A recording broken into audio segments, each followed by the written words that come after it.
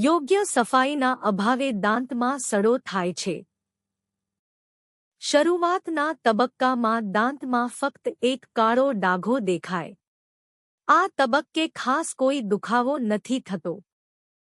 ધીરે ધીરે સડો ઊંડો જાય છે અને છેવટે દાંતની નસમાં ઇન્ફેક્શન થાય છે.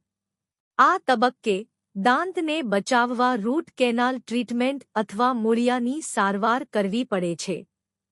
સારવારના પહેલા સ્ટેપમાં દાંતનો સડો સાફ કરવામાં આવે છે.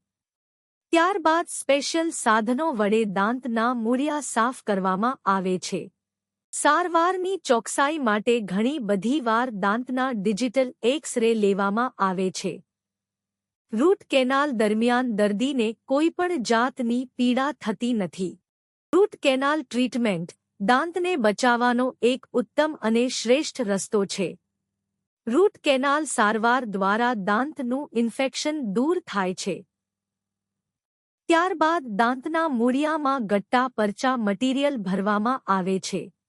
ત્યારબાદ દાંતમાં ડેન્ટલ કોમ્પોસિટ્સ દ્વારા ફિલિંગ કરવામાં આવે છે, જે દાંતની મજબૂતી સુનિશ્ચિત કરે છે. ત્યારબાદ જરૂરત હોય તો દાંત પર કવર કરવામાં આવે છે. દાંતનું કવર દાંતની મજબૂતી વધારે છે અને ચાવવાની કાર્યક્ષમતાને પુનઃસ્થાપિત કરે છે.